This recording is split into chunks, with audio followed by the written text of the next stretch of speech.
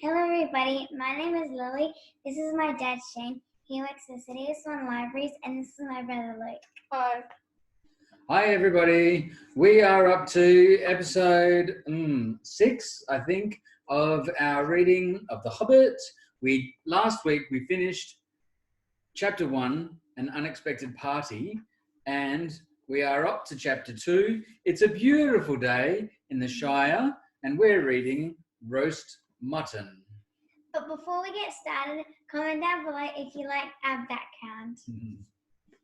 Okay, Roast Mutton. Up jumped Bilbo, and putting on his dressing gown, went into the dining room. There he saw nobody, but all the signs of a large and hurried breakfast. There was a fearful mess in the room and piles of unwashed crocks in the kitchen.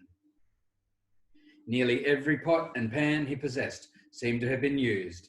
The washing up was so dismally real that Bilbo was forced to believe the party of the night before had not been part of his bad dream, as he had rather hoped.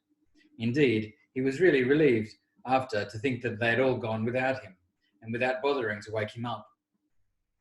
But with never a thank you, he thought. And yet, in a way, he could not help feeling just a trifle disappointed. The feeling surprised him. Don't be a fool, Bilbo Baggins, he said to himself, thinking of dragons and all the outlandish nonsense at your age. So he put on an apron, lit fires, boiled water, and washed up. Then he had a nice little breakfast in the kitchen before turning out the dining room. By that time, the sun was shining, and the front door was open, letting in a warm spring breeze. Bilbo began to whistle loudly and to forget about the night before. In fact, he was just sitting down to a nice little second breakfast in the dining room by the open window when in walked Gandalf. "My dear fellow," said he, "whenever are you going to come? What about an early start? And here you are having breakfast, or whatever you call it, at 10:30. They left you the message because they could not wait." "What message?" said poor Mr. Baggins, all in a fluster. "Great elephants," said Gandalf. "You are not at all yourself this morning. You have never dusted the mantelpiece." "What's that got to do with it? I've had enough to do with washing up for 14. "If you had dusted the mantelpiece, you would have found this just under the clock," said Gandalf, handing Bilbo a note, written, of course, on his own notepaper. This is what he read.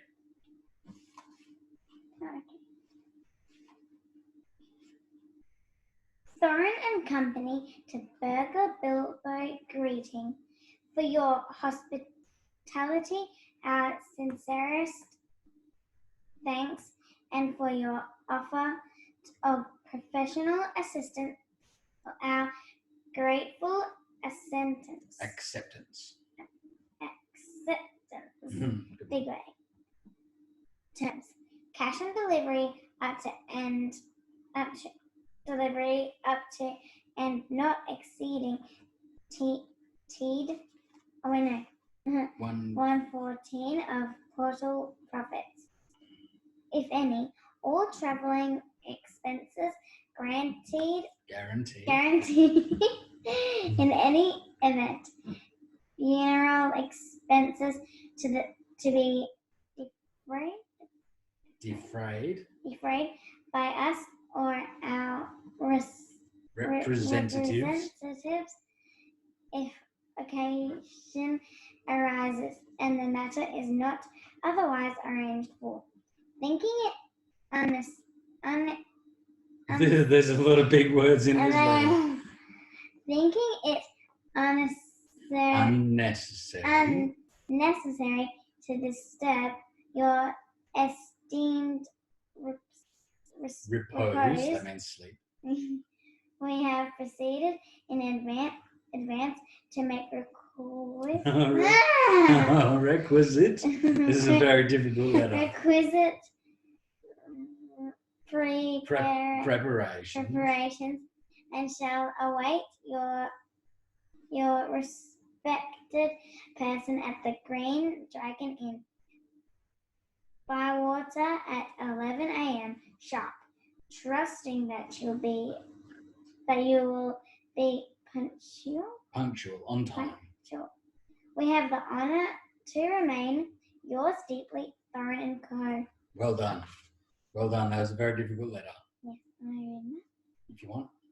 Oh, I do want to. Okay, go for it. No mistakes with this one. Okay. Okay. Hoping there's no hard words. You'll be fine.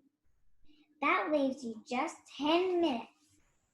You'll have to run, said Gandalf. But, said Bilbo. No time for it, said the wizard. But, said Bilbo again. No time for that either. Off you go. Should we absolute now? Yeah, one more paragraph. Yep. Okay. Can I hold it? Yep.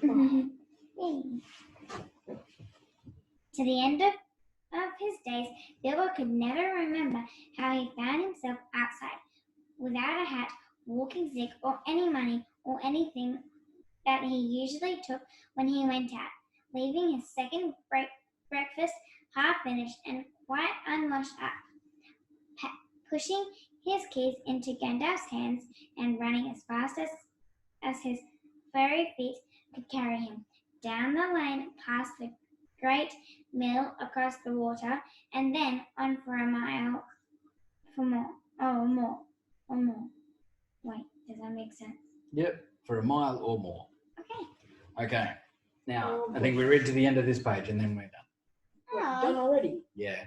I really like reading. Wait, so... Really want. Very puffed he was. Oh, yeah.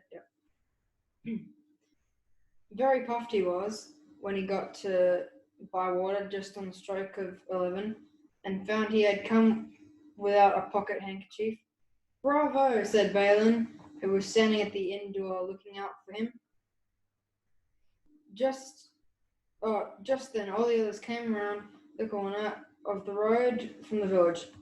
They were on ponies, and each pony was slung about with all kinds of baggages, packages, parcels, and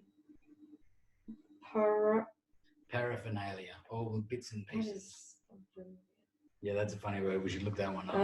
Paraphernalia. Did I say it right? Yeah. Paraphernalia? There was a very small pony, apparently for Bilbo.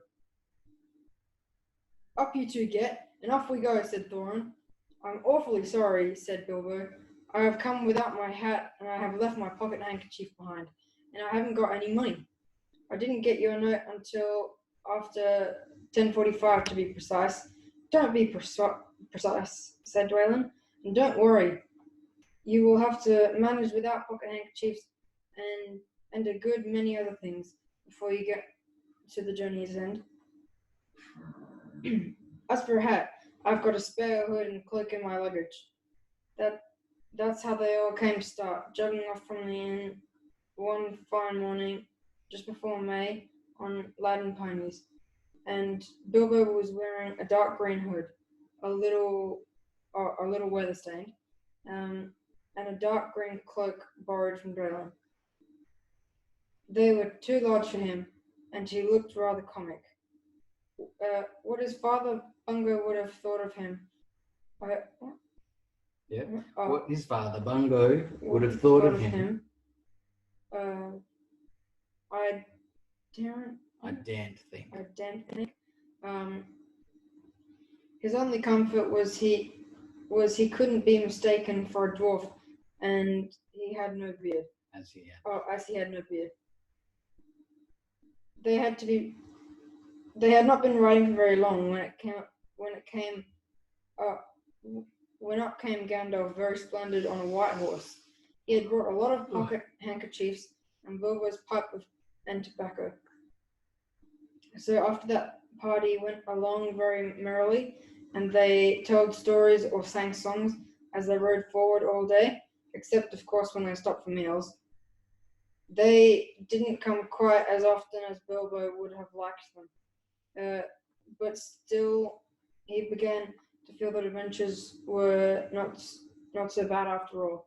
At first they had passed through Hobbit lands and Hobbit lands. Hobbit lands, a wild, respectable country inhabited by decent folk with good roads, an inn or two, and now and then a dwarf or a farmer ambling by on business.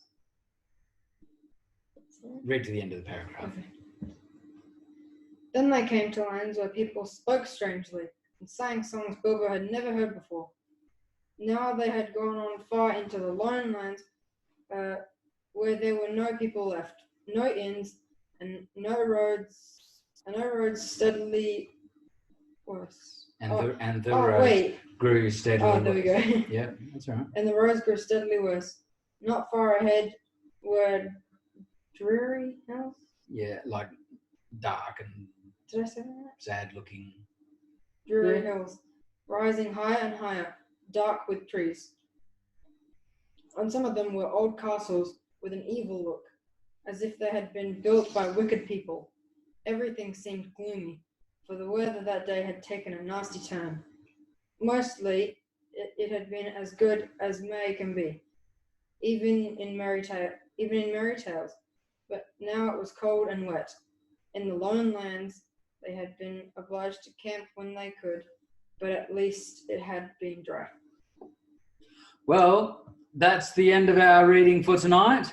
We look forward to seeing you again tomorrow night. Maybe. Maybe. See ya. Bye. Yeah.